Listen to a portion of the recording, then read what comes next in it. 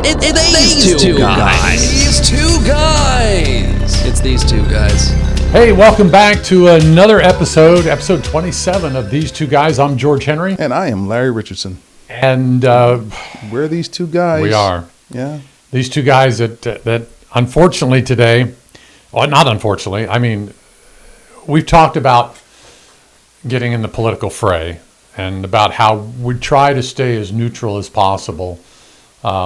But due to the events of this last week, I feel like I'm going to have to say something. And of course, we're talking about the ICE situation that happened in Minneapolis this last week. It's a very sad situation for all parties involved. All parties involved in that. And of course, you know, we're not going to show any of the video. You guys have seen the video. You've probably seen hundreds of different actions of the video. You've heard different sides of it. You know, I don't know that we can break this down any better than it's been broken down in the media. But there's a lot of things that we find out afterwards that, you know, kind of formulate opinions on that. And I know that one of the things that you mentioned before we went on the podcast here is, you know, being in the wrong place at the wrong time. Yeah.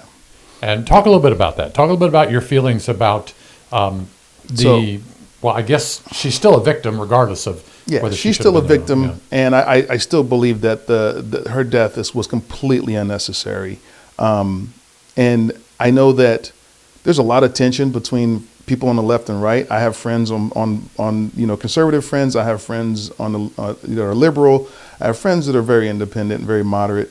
And I've had conversations with a lot of them concerning this. And it's sad to see where some people feel emboldened the idea that you can do whatever you want to do and there shouldn't be any consequences.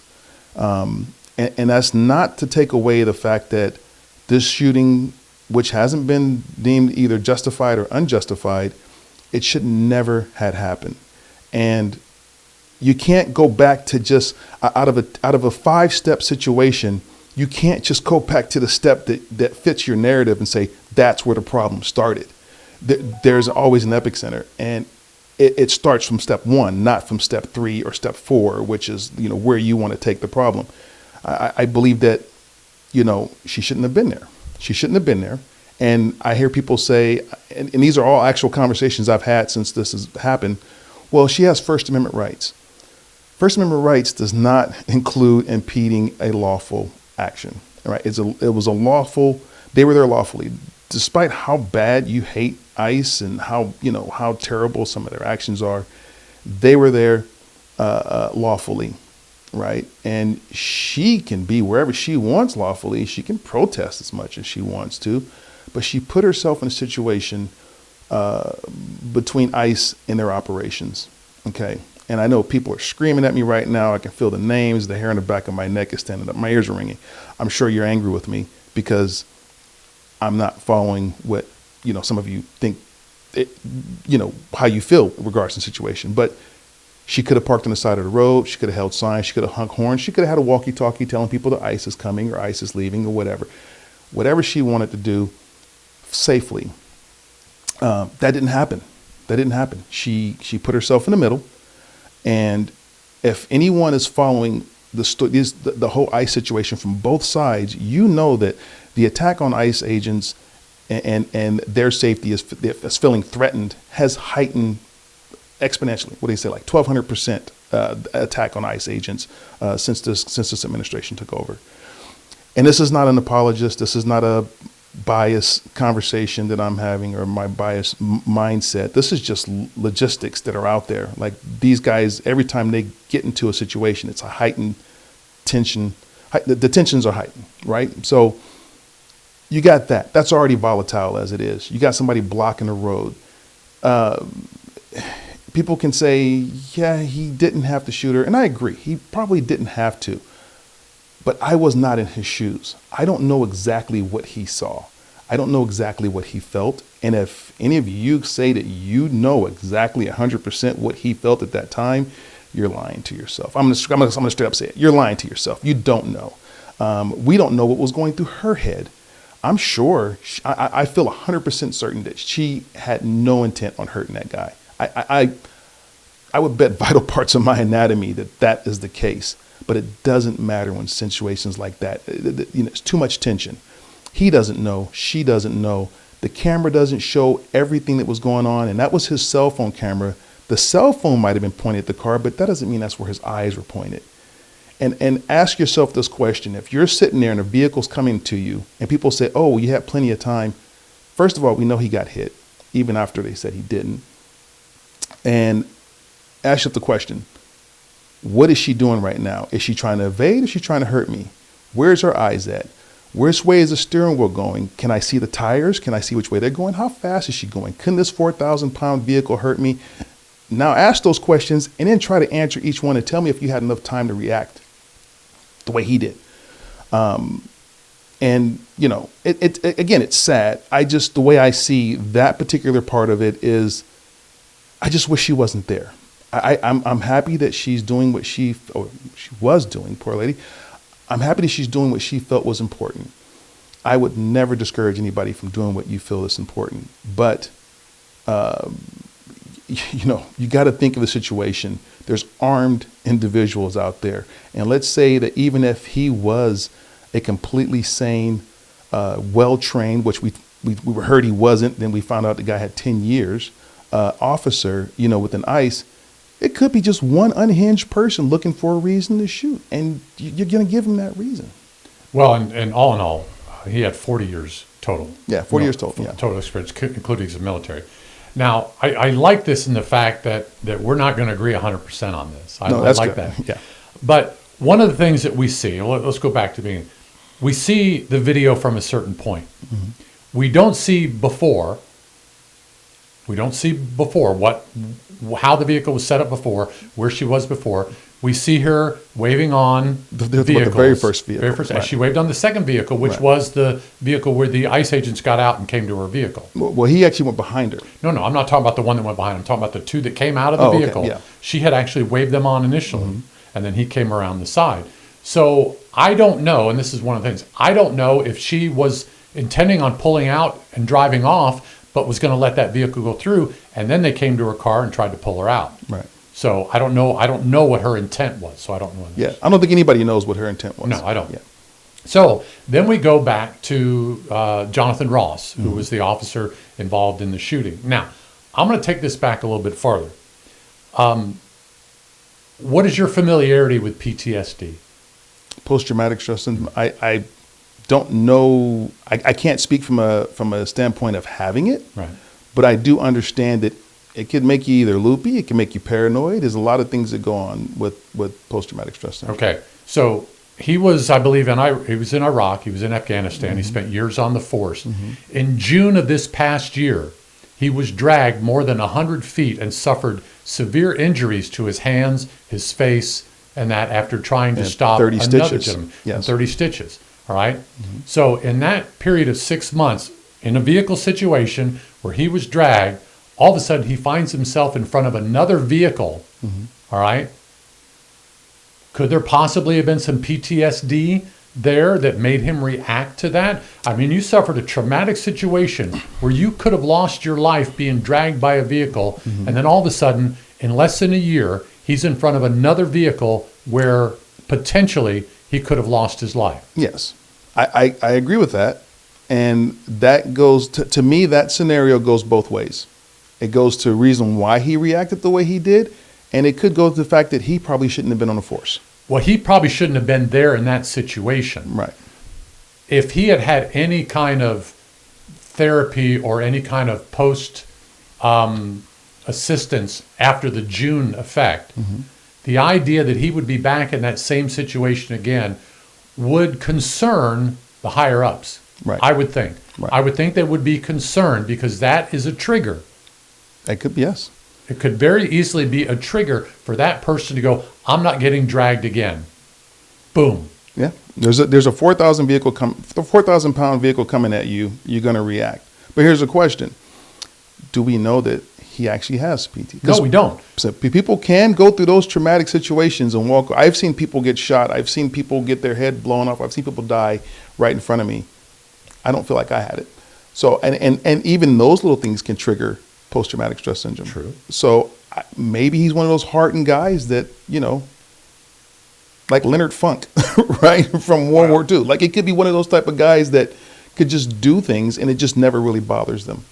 Well, maybe he could shoot somebody and it never really bothers him too. It could be. He could be eating cereal right now and just living. And again, I'm not saying he had PTSD, but I'm saying the potential after 40 years in situations, June of 2025, being in his position where he was could have been killed. He could have been killed. He could have been killed. Yep. I mean, if that doesn't affect you, then more power to him. But I just, like you said, I don't disagree that she was in a position that she probably shouldn't have been in. Right. Right. He may have been, and again, this is conjecture. You saying that about her, conjecture with him is I'm saying maybe he was in a position that he shouldn't have been in as well. Right. And then I want to take it further and go back. The instances of violence against American citizens by ICE agents has escalated in the past year. Right. Right. So, again, to your point, hey, she should have been aware of that. Right. She should have been aware that that was a potential for her to be in a deadly situation, or at least a life-threatening situation. Right. Whether or not agents should be dragging people out of their cars or not, that's beside the point. Right. That has to be addressed at some point. It should be, yeah. The whole idea of how ICE agents do their job and how people protest should both be looked at very heavily. I think from I'm, so you guys know, I'm not conservative, I'm not independent. I mean, I'm more independent, more moderate, I guess, than you would say liberal or, But not quite like libertarian. Quite. No. I have both, and I have libertarian, I have liberal values, I have conservative values, I have moderate values. I just try to see things from a different standpoint, just because I know there's always two sides to every coin. Well, it sounds like you're looking at it from a common sense standpoint. I'm trying to. I see that. I definitely see that. And I'm not 100% disagreeing with you. I'm just saying there's more to this story that we don't know. It'd be interesting if he had a psychological evaluation after his first incident in June. Right. Or even after his service. Yeah. Because I believe that anytime you go into law enforcement in any agency, there's supposed to be a psych evaluation. Yeah. Right. So if they found this guy was not fit, then he shouldn't have been on the force. Well, a perfect example is, I think I mentioned this one other time. My stepson was in Iraq. An IED went off in the vehicle in front of them. They underwent gunfire. He had 4 members and himself in an armed vehicle, right? When they all came back to the U.S., they all went through the psych evaluations. Out of the 5 in that vehicle, he was the only one who passed. Right. So to your point, you can be affected by that and it not affect you. Some you people can be in that situation. But the other 4 were totally affected. Yeah. So, if you internalize certain situations, yes, kind of sometimes it's very hard to purge that. And I managed to purge it and learn from it and decide I didn't want to be in that environment anymore. Yeah. And that was, but yeah, no, and I know people, again, I can just feel people yelling right now that, yes, I feel that he probably had other options than to shoot her. And it could have been because of heightened awareness of either the way ICE agents are treated or his own history, right? And I'm gonna skip going back to the whole story of she shouldn't have been there, because we always know that if she wasn't where she was, this wouldn't have happened. Right. But beside the point. But beside that point, we don't know. Again, I don't think that was her intent to hit him. Yeah. But there was definitely she was moving forward. The wife told her to move. She was given a lawful order. She's apparently deciding she wants to flee a situation where she's already been given a lawful order to stop. And I'm going to segue to this, and the kind of like what you touched on about like how ICE officers are doing things and how I think things are becoming more violent, because we know ICE was formed in March of 2003 under Bush, right? Under the Bush administration. They were INS before that, and they weren't really like armed and all that type of stuff. ICE took a whole They were different. more organizational. They're more organizational. and, Yeah, a guy with a suit and tie would show up at your house and say you're being deported, and that would be it. And then you got ICE since 2003. So that means for the past 23 years, ICE has been just deporting people. Yeah. This is not a new thing.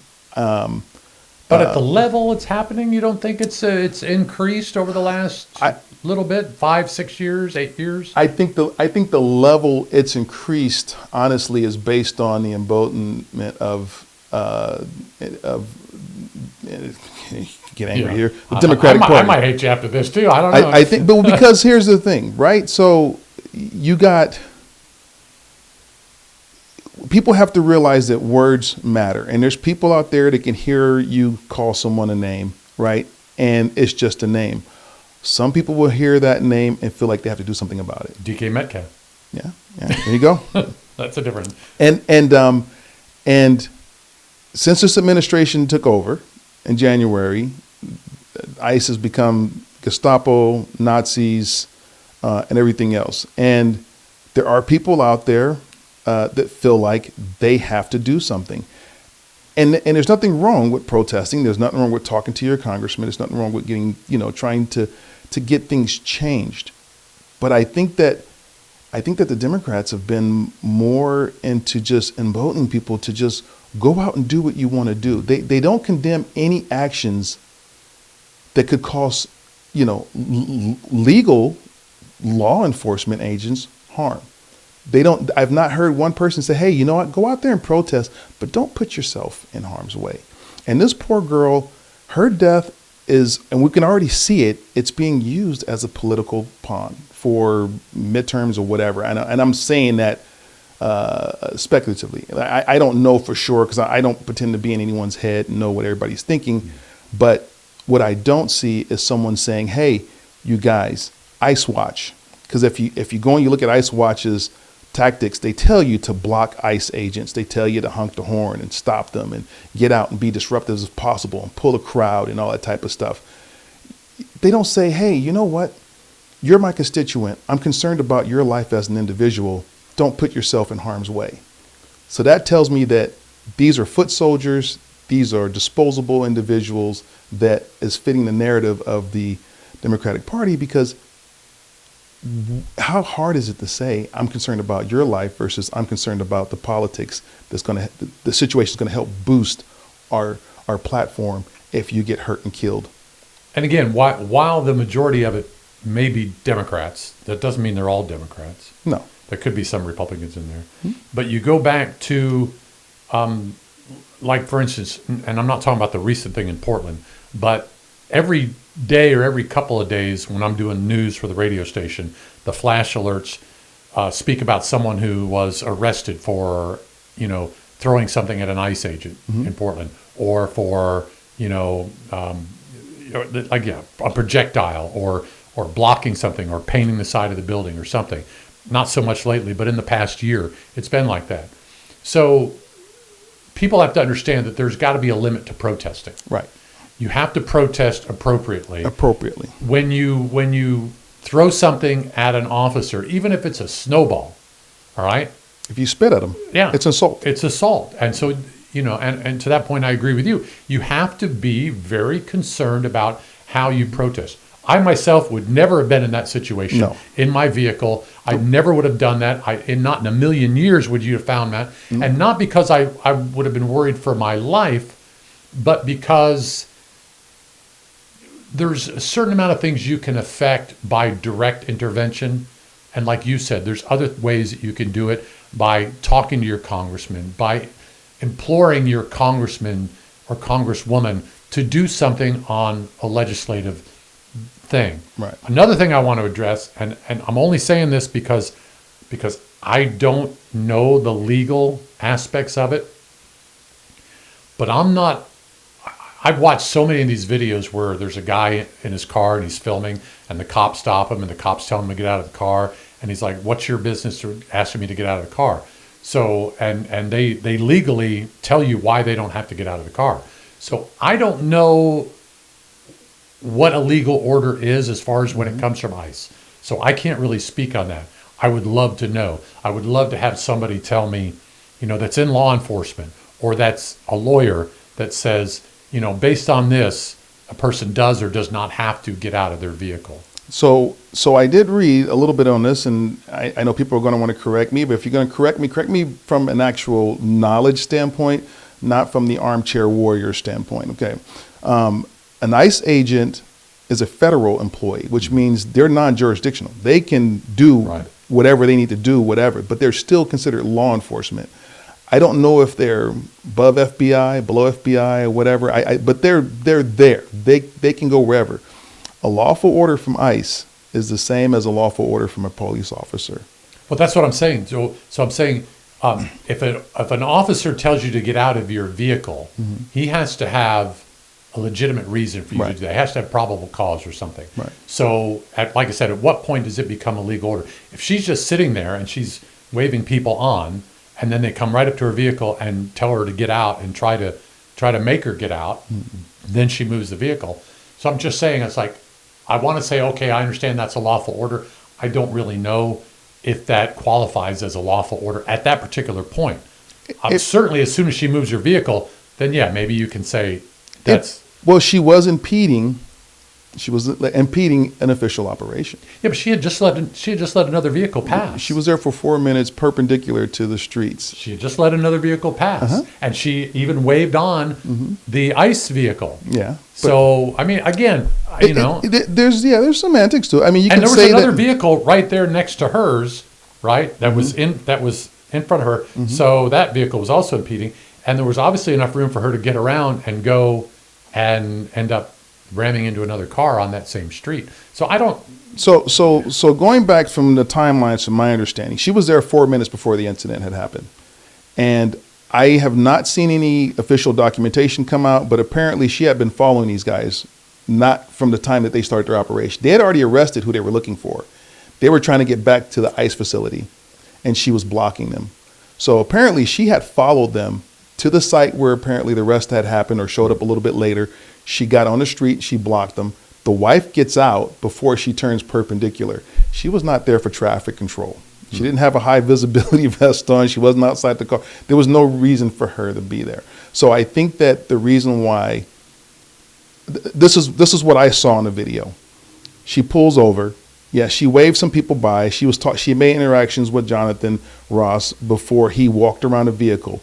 He pulled on the other side of the vehicle, and the officer that pulled on the door was on the other side of her vehicle. She backed up. When Ross got out of his vehicle and walked in front of her car, she backed up. He walked around. She made contact. She said a couple of words to him. He walked around to get the license plate information. The wife started talking to him. He walked around the front. You can clearly see he was starting to walk back to his vehicle. He was on the way back to the vehicle. If you watch his video cam, he was on his way back to the vehicle.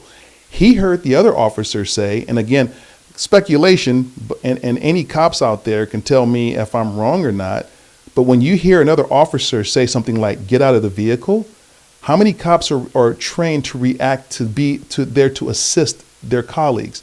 He started walking back. He didn't stand in front of the car to try to stop her. If you look at his video, his phone cam, he never stopped his motion before she backed up and turned around and started driving forward.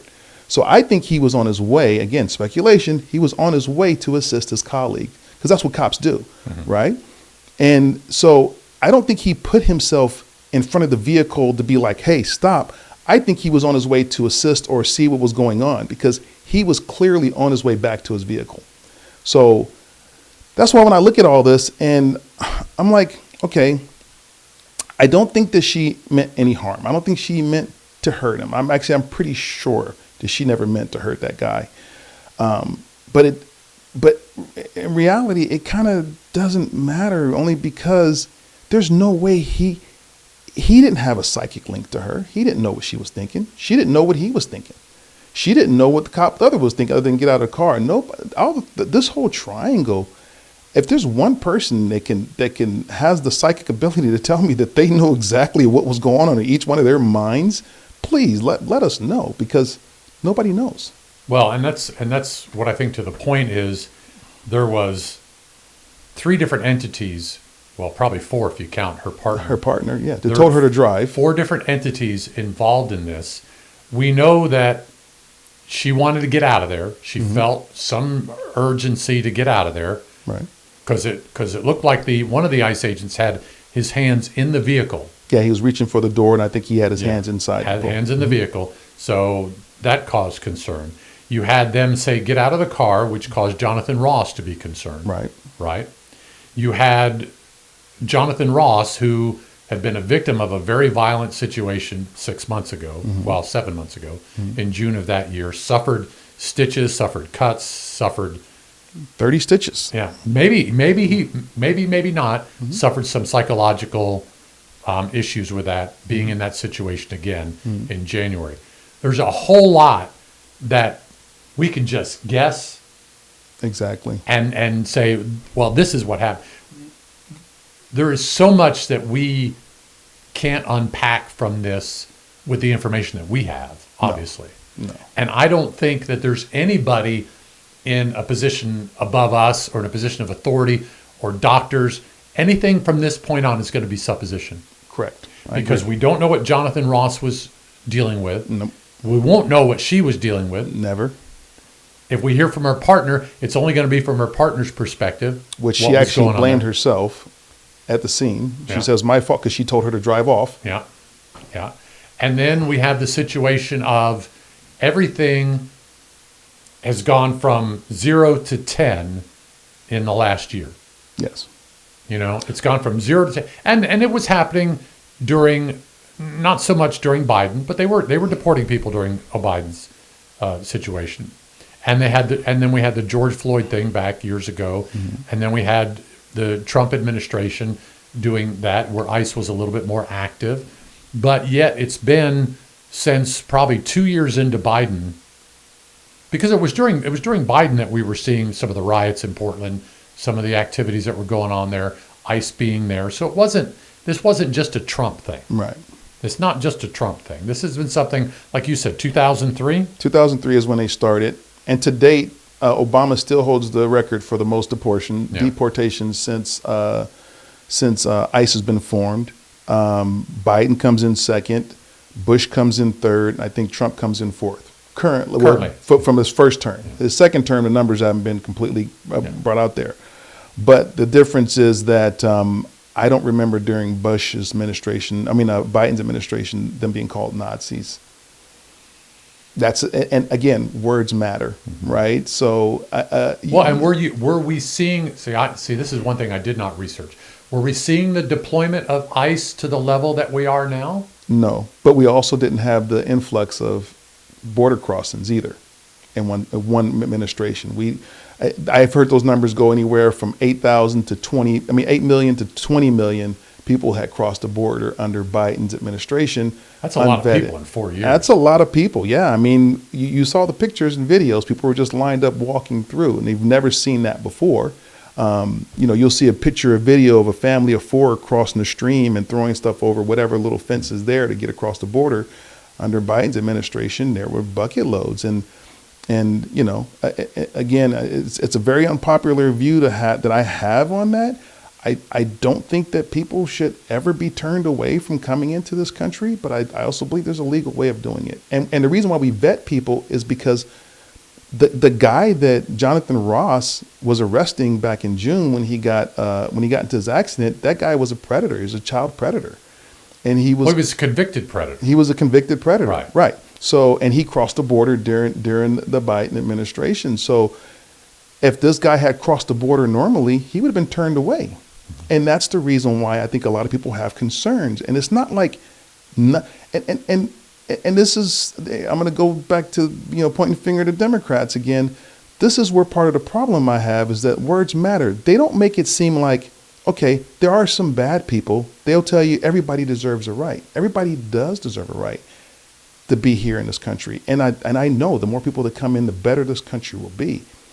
But we've had terrorists that came in that we knew got away. They're always arresting some drug trafficker. And when people get hurt, and the true narrative will hurt the Democrats that are defending illegal immigration. it just goes away. That poor girl that got stabbed on the bus, nobody cared, right? Yeah. Nobody cared about that. It's if you really look at it, it's apparent that they don't really seem to show concern for their constituents when they get hurt. The poor ladies that got killed, Lake and Riley, and the other mother of 5, and all this type of, nope, they don't talk about it. They never say anything, and that kind of concerns me. And it's not from a left or right. Like you said, I try to come at things from a common sense standpoint. I want to see them outraged about it as well as everybody else is, but they're never outraged, because if they are, they have to prove the fact that they're supporting the people who did this. Yeah. I don't know that we're getting to hear from everyone who's speaking out on it. That might be a caveat on that. I'm not sure because I haven't heard, but I would imagine there's some people on both sides that are upset about this. Oh yeah, I'm upset about it. Yeah. I'm very upset about it. I mean, politically. I mean, politicians. Yeah, well, There's got to be. I mean, are we that heartless to think that just because they're Republicans, they don't care that this woman was shot? Are we so heartless to think that just because they're Democrats, they didn't understand the situation that was going on there and how dangerous it was for her to be there? I mean, like I said, there's so much to unpack on this that we're never going to understand exactly the situation. I mean, and then, when you talk about people coming over the border during the Biden administration, the majority of these people that are heading over, like you heard about the whole caravans of people that were coming one time, it's because they're suffering political violence where they're from. They're suffering death and murder where they come from. Yep. They heard that America is a place where they don't have to agree 100%. deal about that. So let's switch gears a little bit here. Then we look at the Trump administration going down for whatever reason. They're in Venezuela now, but Oil. Oil and power. But taking the fact that if there weren't so many unstable governments in South America, you wouldn't see the type of influx of people to there. So this is a world problem, in my opinion. This is not just a U.S. situation. Oh, I agree. The U.S. is dealing with it because who doesn't want to come to America? Right. I agree. And again, I still believe there's a legal process, and I think that process protects us, the American citizens, because, I can come with a couple of different scenarios, and some of them may not make, or analogies, it may not make sense to a lot of people, but I go back to the thing with the plane, right? When they tell you to put your oxygen, if you have a child with you, you put your oxygen on first before you put theirs. You can't help them if you're incapacitated. So people crossing the border, we have enough problems here. That and the Lake and Rileys of the world, right? Like those poor individuals, who's championing them really to make sure that, because we're going to get people, we have serial killers. We have our own people who are rapists and pedophiles and all that other stuff. And we don't need more. We don't need more. We don't need to outsource it and import them. But any opposition, any situation that'll allow you to curb at least one person's life should be important. At least one person. That one person across the border that was just let in because, oh, you know what? We deserve that. You're from Venezuela and we screwed up your country and we're letting you in. And we're not even going to check and see if you've done anything. And that person hurt someone. That's one life that we could have saved. And if you can, and some people are like, oh, you got to crack an egg to make an omelet analogy. I don't want to be that egg. I don't want you to be that egg. I don't want your family or any other family members to be that egg. And I get it. Again, coming from a sense of common sense, I understand that coming to America is great. It's important. It should be. And I know that we want people who are going to come here. The whole concept, from my understanding, and correct me if I'm wrong, you come here to this country, you are to be a productive citizen. You're not supposed to live off of the country. You're supposed to come here and contribute, right? We don't want. And don't forget, there are a lot that do contribute. Oh, there's tons. I think the majority does. Yeah. I think the majority of people who are being deported right now, we have some people that are being deported are some very hardworking, law-abiding citizens that are being deported.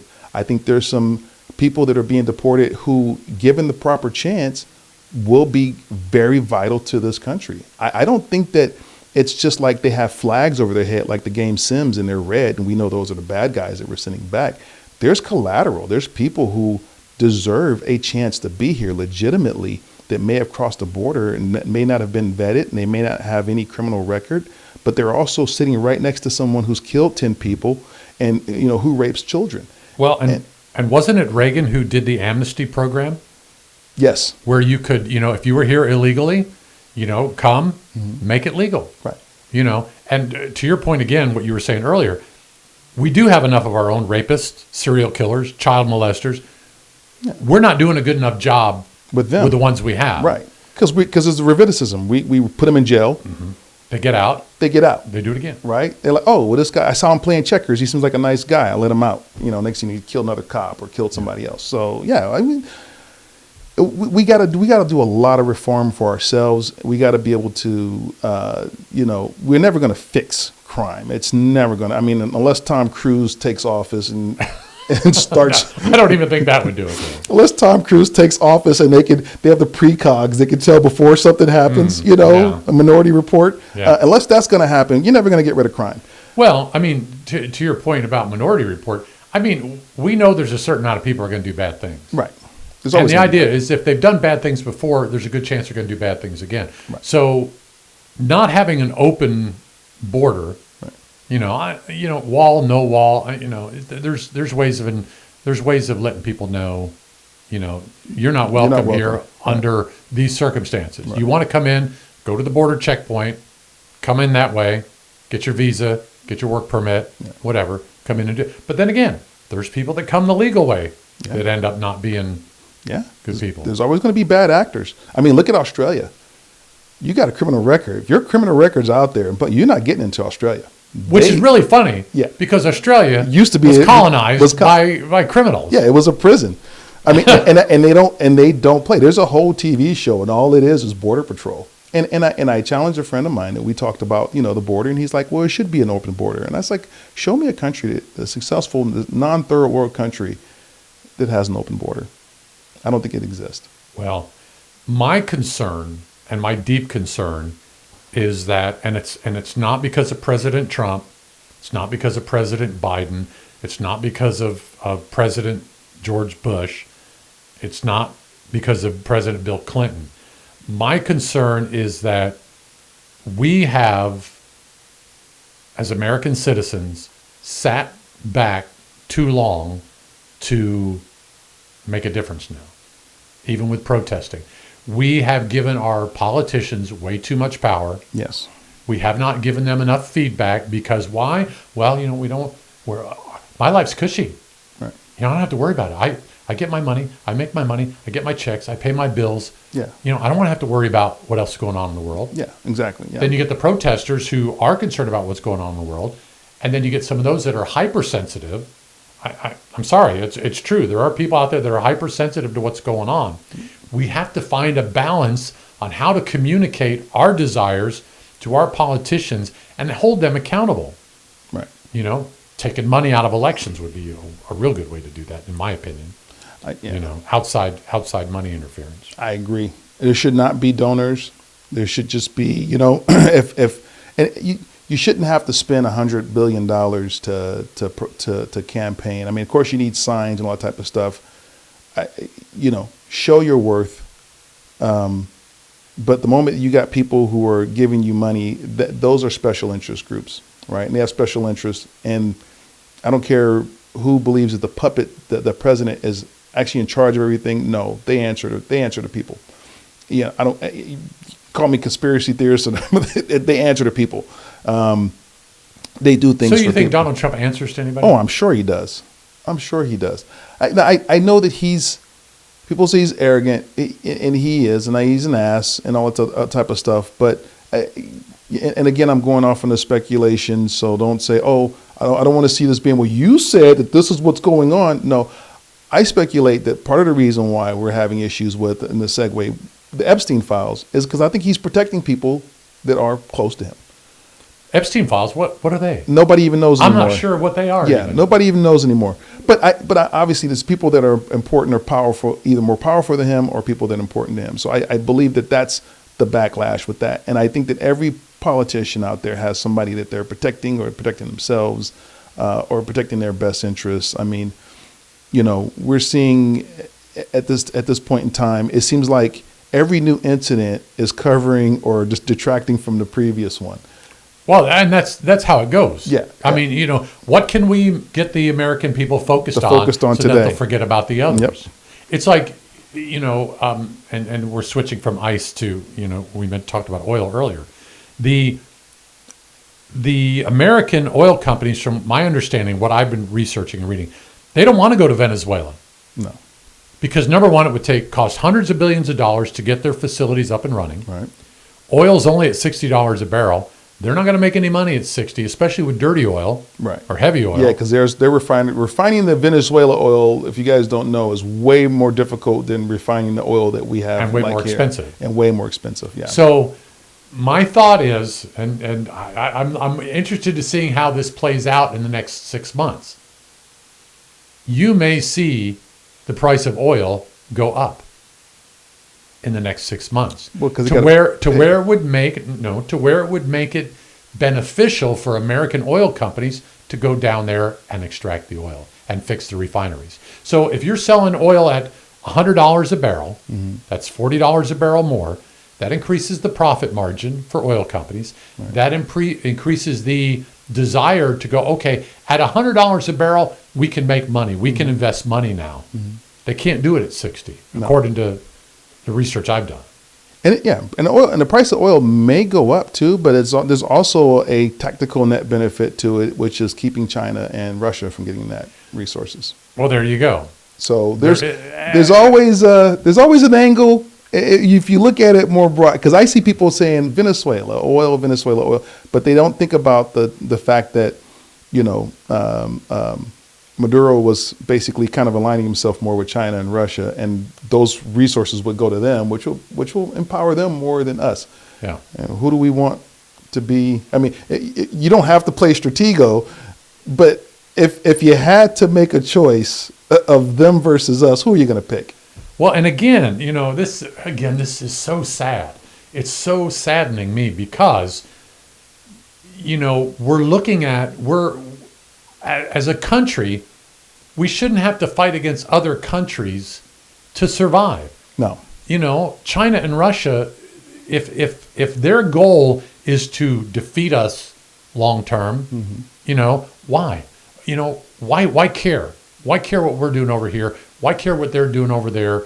Why can't everybody just stay within their boundaries, stay within their, what is it about power and money that makes this so desirable for countries as a whole, and maybe not countries as a whole? Maybe that's speaking a little too wide, because I guarantee you there's some Chinese people and Russian people over there that go, why can't we just get along? Mind our own? Yeah, why can't we mind our own? We'll just get along. But it's the governments and the people in power that make this difference. I think, and as looking at like strategic mapping, and we talked about that show, Jack Ryan, because he mentions it there. If China or Russia gets a tactical foothold there, they can have missiles from Venezuela here within 30 minutes? Yeah, but let me take another side of that. I don't think Russia and China want us bombed. No. They want our money. They want our resources. They want, it's been said years ago, the communists said, we will defeat you from the inside out. We won't have to fire a shot. Right. I mean, Radio City is owned by the Chinese, right? So I mean, it's like, no, I agree. I don't think it'll ever happen. I think it's a tinfoil hat scenario. But when you're paranoid about, and I'm talking about Trump here, because when you're paranoid and you're thinking that everybody's out to get you, and you got to play Stratego, and you got to put all your red chips out to avoid the blue chips from coming in, then yeah, you're gonna do things like this. And I think it's not fair to say that Russia and China are blue chips. Yeah. I mean, if you're talking blue state, blue chip, red chip, I don't know. I didn't even put that together. I think it's the other way around. I just remember Stratego having blue and red, right. So I just threw them out there. But and I don't even, have you ever played Stratego? A long time ago. Many years. I think I played it once. But yeah, so I think to his mind is some type of tactical advantage as well as the oil and stuff like that. But Yeah, there's a lot of things that he does, and I'm just like, I don't really understand it either. I don't understand the whole oil thing, because you say one thing and then the goalposts move. We're removing him because he had a warrant. Oh, and by the way, we're there. We're just going to take the oil. Yeah, it doesn't sound right to me. Well, and the whole thing that I was watching the other day when there was a pundit talking about the top 10 influences on our drug, what's the word, on drugs coming into the country. Venezuela wasn't even in the top 10. No, and most of their drugs actually goes to Europe anyway. Yeah, and they don't do fentanyl. no, they don't do fentanyl. But I They don't do fentanyl. I watch Adam Schiff's his little daily briefing of you ever watch those? Yeah. It's just like it's almost like a bedtime story. It's kind of funny because he brings absolutely no receipts, but his stories are very interesting. So I watch it. But I love the fact that he goes, "It's only cocaine." And I was just like, It's all over the place. It's what's another couple hundred it's not tons of cocaine? It's true. So it's not fentanyl. You're 100% right. They don't produce fentanyl, but it's only cocaine. Do we need? I mean, there's a lot of people who we all know, right? People thrive off of cocaine. Yeah, but I just don't. I mean, in my own personal world, I don't see it. I maybe I have blinders on. I don't see it. You don't see the cocaine, or you? No, I don't see the cocaine. Oh, I don't see the use on in my world. I'm not talking about my past world. Oh. I'm talking about my current world. In my past world, yeah, I saw it. In my high school days, I saw it. In my current world here in this town, I see a lot of cocaine. Well, I hear about it. Yeah, I hear about it. I could even name names of people that I hear about it. And that was, sorry guys, if you're witnessing that, I just rubbed my nose. Maybe I won't show his face on that one. Hopefully, I don't see you sniffing. So. No, I'm not sniffing. Here's a tissue, though, if you need.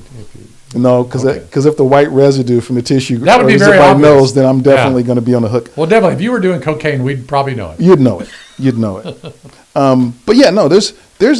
I mean, do I think it's as bad as fentanyl or crack or crank, or crack is actually made from cocaine, but crank or meth or any of these other things? No, I think it's a few levels above. It's all bad. I mean, I'm not disagreeing with you, but it's all bad. Yeah. I mean, the lives that illicit drugs ruin, or even legal drugs that ruin, opioids. Opioids, yeah. There's, it's just, and again, I think this goes back to the culture of we don't want to really see what's going on. Let everybody do their own thing. Everybody has a right to do to their body, what they want to do. Mm-hmm. And Siri's talking to me. No, stop. And it's to the point where it's like, okay, I'm putting blinders on. Mm-hmm. You do what you want to do. I don't want to see it. I don't want to know. And I don't think that's a good way to be in society. No. I think if we close our eyes to everything that's going on around us, that poses problems. Yeah. Again, if we get too involved in everything that's going on, it also poses us problems. Right. To the point where we may end up shot by an ICE agent if we're in the wrong place at the wrong time.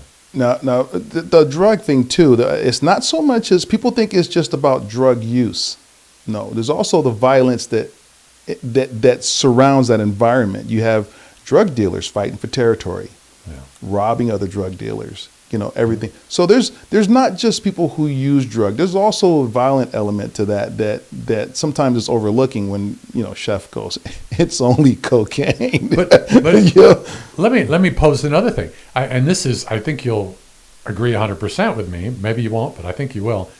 What it all comes down to is money. It's always money. It's money. It's all about money. It's like, I'm sorry, the guy down the road would not be selling cocaine to his neighbors if he wasn't going to make money off of it. It's not because, hey, I want you to get on this nice high, and experience what I experienced. No, I want to make money. I think even going back to the ICE and deportation situations, I think that has more to do with money than anything else, because we hear the Republicans complaining about how much money is being spent on them they'll talk about that continuously. But when you're talking about lives lost, that you're here today and it just kind of goes away. Well, I think there's a lot of money concerning it too, because I think in Oregon, there's more money than in a lot of other states because we do tend to benefit, those in that system. They have benefits, but all in all, the majority of the illegal immigrants, like we said earlier, hardworking, pay their taxes, they're not getting as many free things as people would like to think they're getting in many other states. I think in Oregon, it may be a little bit different than that. I would have to do some research on that. But we obviously tend to be more compassionate towards, those who are here illegally. right. And like I said, I have no problem with that. I feel the same way in regards to the people who are here, that are productive or doing things. But if I stood right now in front of 10 illegal immigrants, undocumented or whatever, I know illegal just kind of triggers people, undocumented. Out of that 10, without researching, I can't tell you which ones are doing what. I wouldn't be able to tell you from a If vision. you had 10 people standing in front of you, would you even be able to tell which ones are illegal? I wouldn't. I Yeah. wouldn't, right? But if I'm sitting there and there are 10, out of that 10, they could all be here legally. They could be here illegally. I'm talking about the ones that I know that are undocumented. I couldn't tell you what they did or what they do or because Well, here's let me pose this too. Mm-hmm. All right, you have 5 people that could be illegal immigrants, Mm-hmm. and then you have 5 other people there. Just let's call them white people for the heck of it. Right. All right. Out of those 10 people, do you know which one is more likely to kill you? no, No, you don't. we never do. You never do. But at least with going through the proper process, we can cut the percentages down. Well, you can definitely if you have a proper procedure, you can definitely weed out those who have criminal records. Right. And that's all. That's my, I don't care the people that are going out there and they're picking, the fruit and all that type of stuff. I have no problem with them being here. I have no problem with any of them that cross the border. What I do have a problem with the fact is that my biggest gripe isn't even the ones that cross the border that are criminals. My biggest gripe is the fact that they try to defend them. They're going out to make it, and this is where I come from when I say the emboldenment of, it's okay if you did a criminal. It's okay if it's a misdemeanor. It's okay if you did this. You shouldn't try to deport that person. No, if and this is my understanding of the ICE tactics, right? They have targeted people they're going after. They're not just walking down the street and randomly. Despite I've heard that, yeah. I've never seen it. I've never seen and anybody you can tell me it happened, but show me that it's happened. I've if you're brown or if you're not white, you're getting picked up off the streets. I've heard the Democrats say that American citizens are being detained and deported. Yeah, they might be detained. That's a collateral to the situation. That's not the norm. Yeah, but they're detained just for being brown.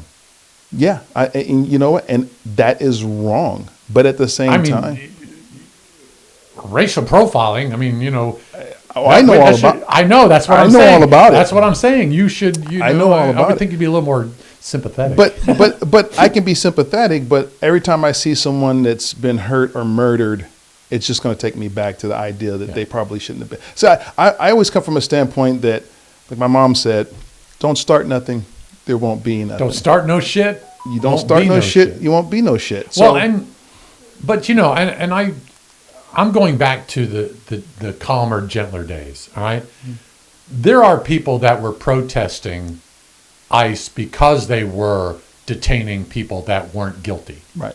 All right, it didn't start over because that guy's a murderer. I'm going to keep you from detaining them. Right. No, it didn't start because of that. Right.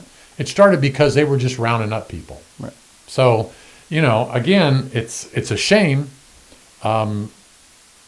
Maybe there should have been a little more oversight. Maybe that would help. There definitely needs to be but again, I just good. I hate going back to this.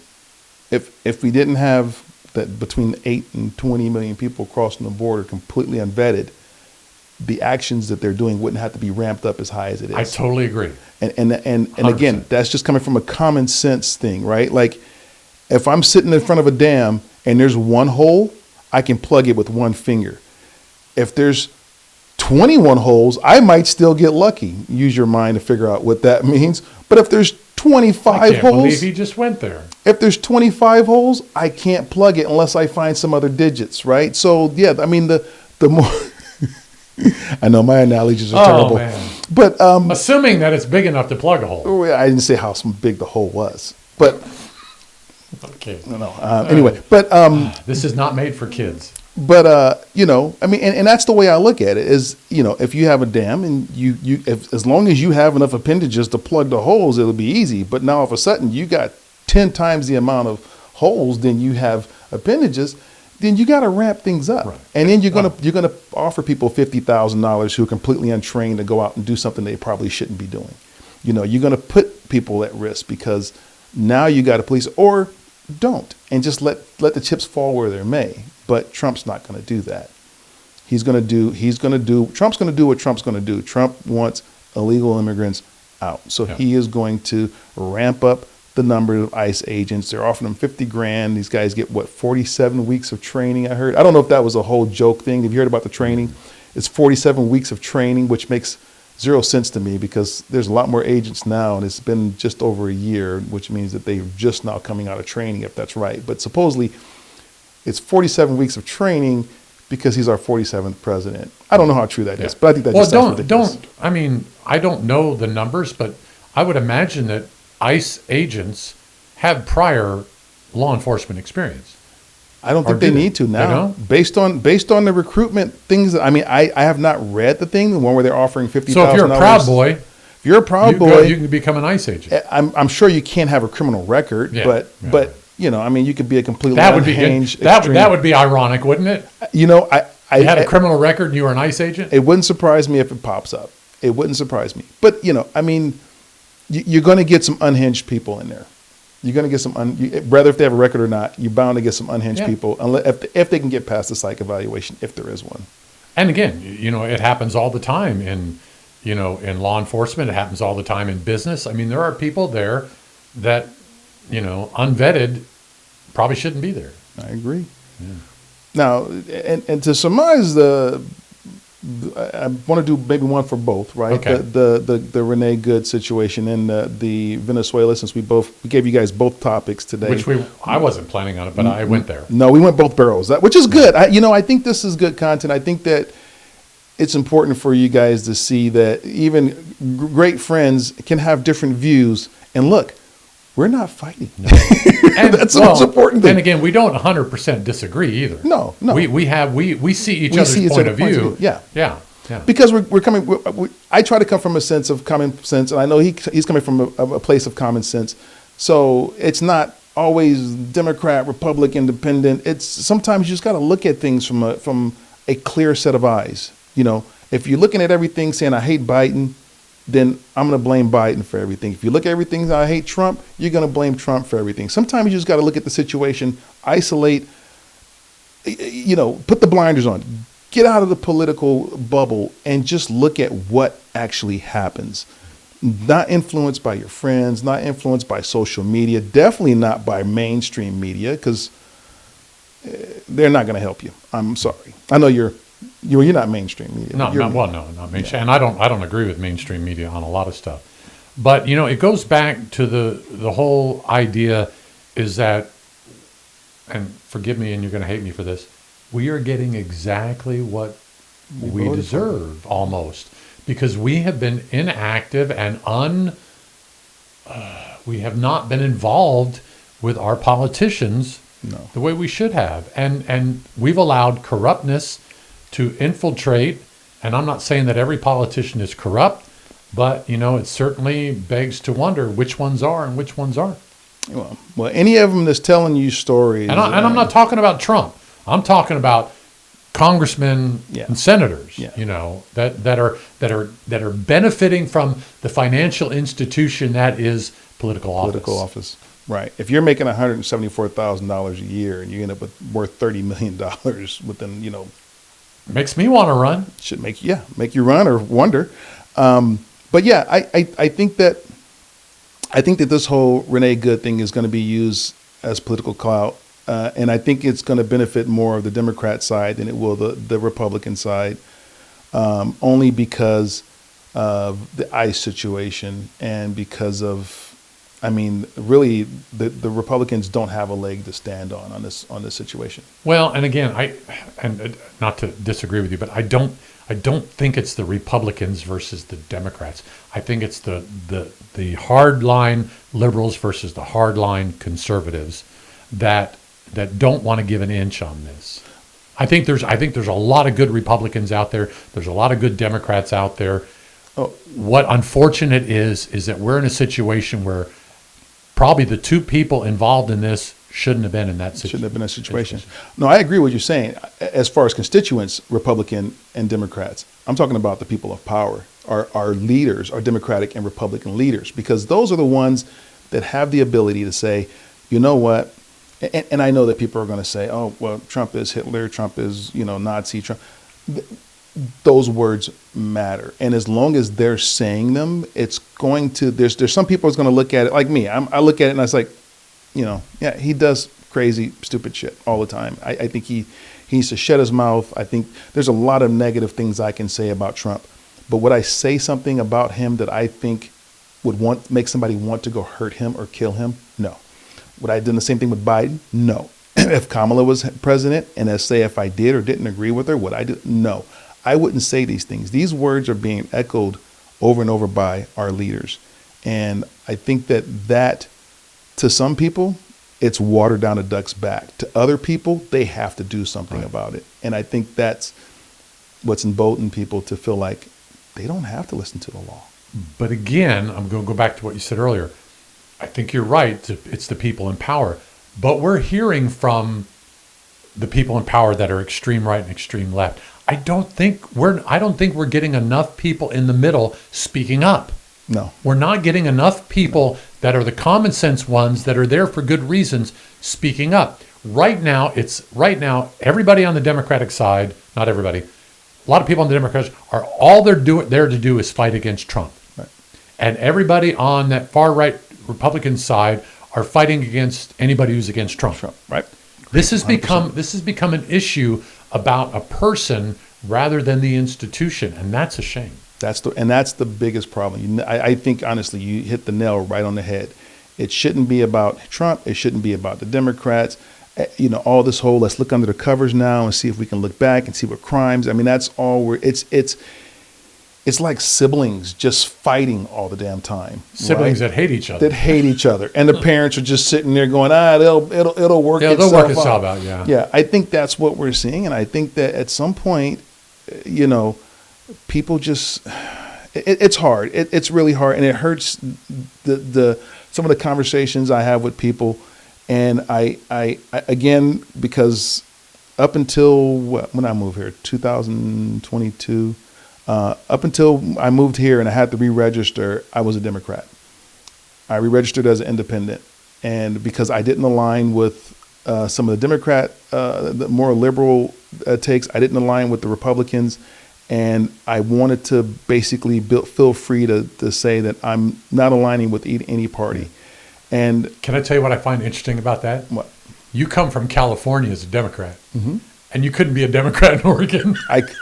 No influence. I don't have the same. Well, because I'm just saying that people when they look at California, they think, oh man, they are crazy off the left right. on the Democratic side, and to come to Oregon and feel like a California Democrat was better than being an Oregon Democrat. That says a lot. I registered before I met anybody. Yeah. So, but part of the thing is, I've lost.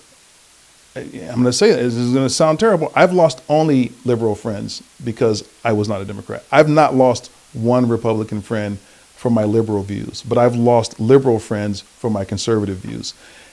And people are going to say, oh, it happens both sides. And I'm pretty sure it does. It's not in my purview. I've never seen it. But I had one friend who just basically walked out of my life because I told him I thought the Obama, the Affordable Care Act was going to be a scam. Even before I knew what ACA was. It just didn't sound right. It didn't seem, and I'm not a mathematician. I don't know much about healthcare. I wasn't even working for a PBM at the time, but I felt that, something just didn't seem right. Well, you can see the way everything skyrocketed. Right. You know, and the cheaper insurance just never manifested appeared for a lot of people. It never manifested. You know, the only ones that really appeared for are the ones that had no money whatsoever. Right. Yeah. Yeah. There's a joke about a guy that goes into the hospital. Actually, it's not even a joke. I think it's actually a real call, because he's actually calling the hospital and he's saying, "Hey, I got this bill for $1,200." And he said, "First, I didn't have a bill." And he says, "Well, that's because we thought you didn't have insurance." He goes, "Well, I have insurance." He's like, "Yeah, that's why we're billing you $1,200." He says, "Oh, wait a minute. So as long as I didn't have insurance, I didn't have to pay anything?" And you're like, "Yeah." You know, so was it affordable for everybody? Was it just affordable for people who couldn't afford insurance, which makes zero sense? Yeah. So, well, when you turn 65 like me, and I haven't had to go on Medicare Part B yet because we're privately insured through Deb's company, but you start thinking about, you know, you actually can get away with, like my friend Scott Donaldson, you met him. Mm-hmm. Yeah. He talks about how you can go get an He was the MRI. nut doctor. Yeah. You can go get an MRI without insurance, cheaper than you can get one with insurance. Now, you may have an MRI machine that's 2 years old, but it's only 2 years old. Right. Still works. It still works. Right. So it's this whole, gosh, we're getting off into a whole different aspect altogether now when we're getting into medical and stuff like that. But well, that's the beauty of these conversations, because if you really try start to one unpack place. everything, we'd be here for about a month Yeah. before we finally realize that. so maybe we hit something else on the next time. Yeah. I like the fact that, you know, we'll do something serious like this, and then maybe we'll take a break and do something a little less serious. a little more funny. But at the same time, I want to drink and smoke cigarettes more. yeah, Cigars. We can't. I couldn't let this go. When you said, I was already thinking this is what we're going to talk about before you texted me and said, "Hey, do we want to talk about, you know, this ICE situation today?" And we didn't even get to the 2 people that were shot in Portland on January 8th. Yeah. But that's a whole nother thing altogether. So We initially had an idea of basically giving you a background on Jonathan Ross's history and his life and Renee Good's life and all that type of stuff. But again, we kind of feel you guys know this because the media has been covering it. Because you can do that research yourself. Right.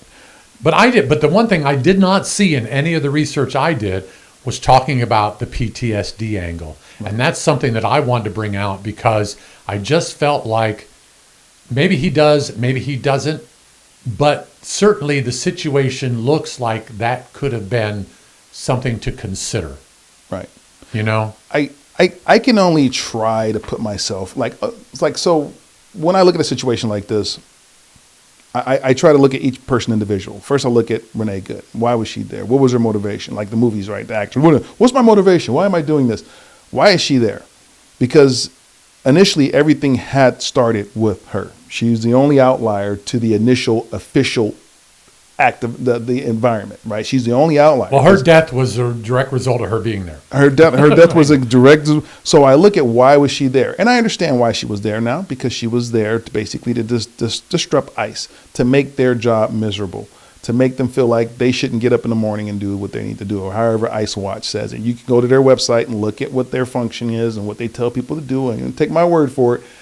Do your research. Don't just jump to the conclusion that, he's siding with that agent. No, look at do your research. That's what they tell people to do. So I look at her. Do I think she's crazy enough to try to kill an ICE agent with the car? Hell no. I don't think that was the case. I think this is one of those situations where some people will say mistakes happen. Other people will say fuck around and find out.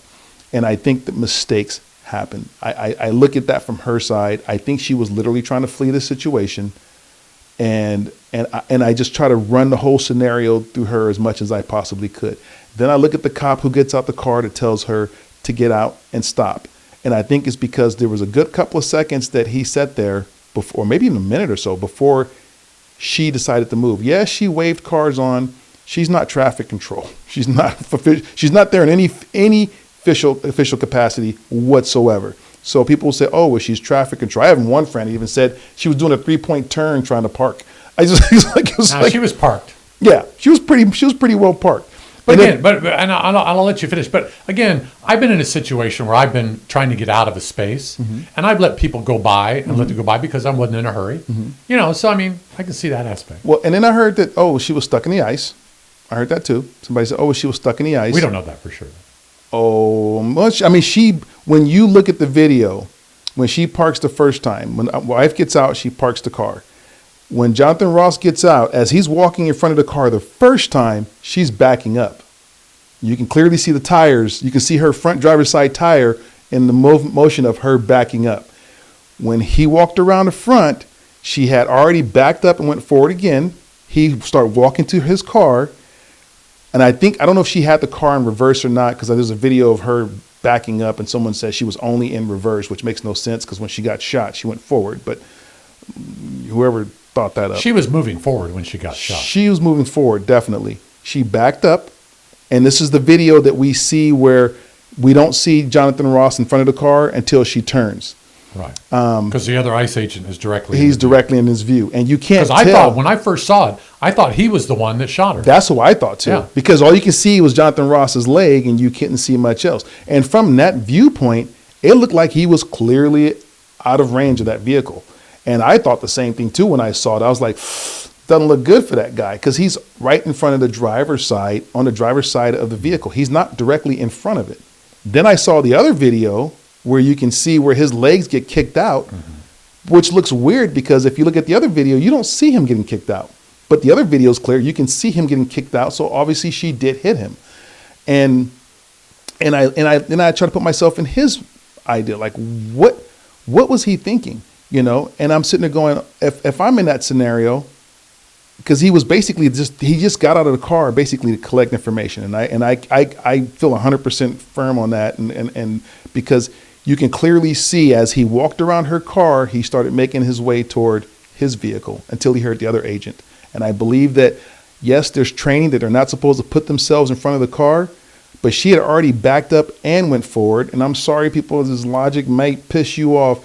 You can get killed from a car going in reverse just as easily as you can from a car going forward.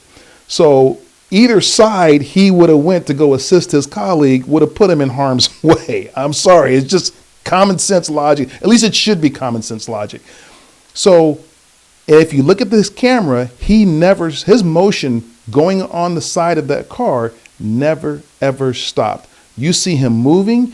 You see her look at him. You hear the wife tell her to drive. You see her cranking the wheel. We can't see the tire. I can't see the tire from his phone. I don't know if he could see the tire. But then all of a sudden the car starts going forward. Phone goes up in the air. You hear the shots, and then he calls her an effing bitch, and then the car just runs over, and it gets So you can say I'm completely nuts in my assessment of that video, or you can watch it frame by frame and try to take it apart and tell me that different things have happened. But that I've watched that video a great number of times in order to be able to see what I saw. Well, and what I would say is I saw the same things you saw in the video.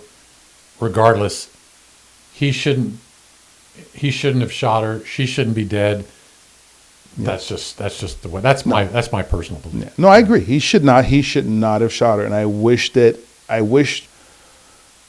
it's too late for that. Every moral fiber of my being that she did not lose her life. Yeah. But, and I don't mean that but like as in hearts and prayers, but you know, we don't know what was going on. And if you, I go to the gun range and I've taught people how to shoot and how to handle guns and stuff like that. Not that I'm an actual teacher, but I've taken safety. Enough, yeah, I know enough to put a gun in your hand and the adrenaline level skyrockets, whether if you're shooting it or not. And any of my friends out there. Well, and especially if you have shot before, you know that rush. Yeah, you know the rush. Oh, I know, yeah. You know. So when adrenaline happens, training or not, you have to be able to understand your situation and stuff. Like if I'm teaching someone else, I give them a gun, one bullet in it, because I want to see how they're going to react when they shoot. I don't want them to have a clip full of, a magazine full of bullets, so that way they shoot and react. Next thing you know, so there's certain training that you can do to make sure that you are safe. I cannot put myself in that man's shoes well enough to understand how he felt.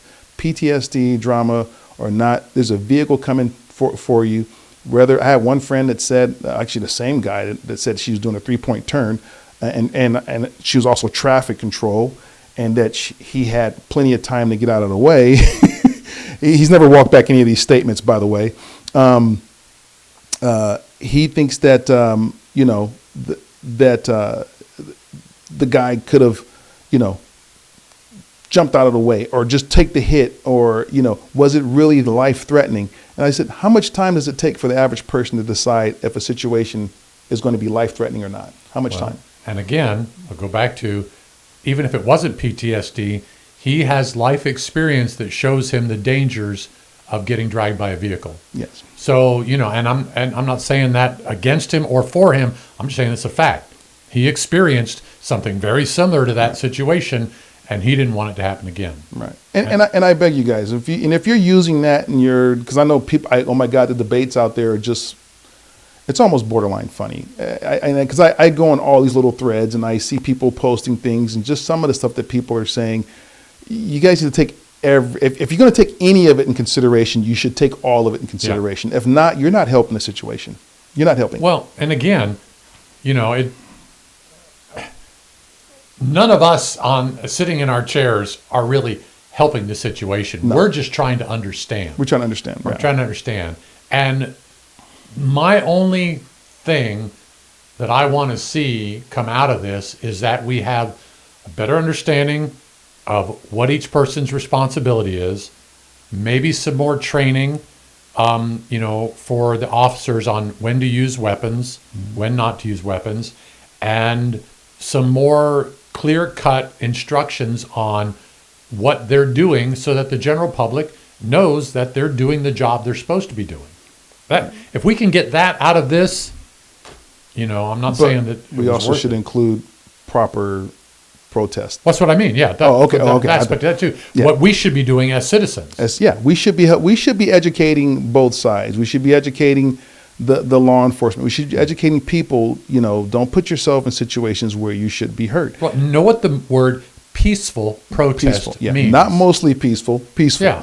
And I'm sorry, if you're in a vehicle and you're moving, that could be construed as not peaceful. So I did some research. 7% of all shootings that involve vehicles are where the officers think, and I think it was like 774 within the last several years, have felt that their life was in danger and it was considered justified. So I bet many of them don't have as clear a video as we have on this. I'm pretty sure most of them probably don't have videos. I mean, there's a few out there that have been in the news in the last year. If someone's coming at me and I use this analogy, and people, I've had, some of my liberal friends said, we don't need guns. If somebody comes in your house, they just want to steal your stuff. I said, are you sure about that? Yeah. Did Ted Bundy just want to steal stuff? He went in people's houses. What about the 80-something or 90-something-year-old man who killed the 2 teens? The 2 black kids, yeah. And the parents got mad because they were like, he just wanted to rob you. Yeah, they just wanted to rob. Wanted to rob me? Yeah. I don't know that. So, exactly. Sometimes we don't know. We don't know. Yeah. And I don't know what's going through her head. Again, she's the only person, honestly, that I feel is completely innocent in this situation. And unfortunately, she's not with us because I don't think her intent was to harm anybody. But I do feel she has been completely misled in her actions because she has been emboldened to feel that not only one, that she can impede an operation in official capacity, but she also felt like it was just okay to flee the scene after she had been given a lawful order. And yes, not obeying a lawful order should never constitute murder. If she fled, they could have got her later on. But I think you compound that with the idea that this guy thought his life was in danger and he reacted. Mm-hmm. He should not have shot, but it's just a perfect storm of stupidity. And I know people, that's a mean thing to say. It's stupid. She shouldn't have been there. He shouldn't have been in front of the vehicle. The other cop shouldn't have had a reason to come out. Like none of this should have been. This is the only time that I'm going to take a trip to should land. None of this should have happened. None of it should have happened. Mm-hmm. And I think if she had protested properly, if she had protested from a safe point, even if this guy has post-traumatic stress syndrome, if he would not have had to get out of his vehicle. The other cop would never have to get out of his vehicle. They did their job. They were on their way back to the nest or whatever they call the ICE facility. They were on their way back there, and this happened because people are going to say, "Oh, well, how dare you?" and I'm going to get a lot of hate for it. But she felt emboldened enough to decide that she was not going to obey a lawful order, and she was not going to, we can put certain blames on him, but we can't say that she's completely innocent in this because she should not have been there. And I think that my takeaway from this whole thing is that the leaders out there now that are just basically flaming the fires of this whole situation need to take responsibility too, because they're not taking ownership of the fact that no one's told people that protest properly, protest safely. Right. And there's a good chance if you're on the side of the road with a sign, you're not going to be scared. Right. If you're in your vehicle and you're approached and they're wanting you to get out of your vehicle, you might be fearful. Yeah. Well, so, maybe part of her, and we don't know, might be part of her motivation was, I'm scared, I got to get out of here. And then that ended up. Yeah. And I think it was kind of a game too for the wife, because she's like, drive, baby, drive. She was saying it like it was kind of humorous. And I mean, up until the point where she got shot, if you didn't already know the outcome, you would think, they're gonna leave the scene, and then tragedy. Yeah. So. Well, I think we beat the horse. Yeah. That's just a bad analogy. I probably shouldn't say that way. We probably come to the end of this discussion. I think we both have good points. I think we agree on most of it. I mean, I think we both agree that it was tragic. Yeah. For both people.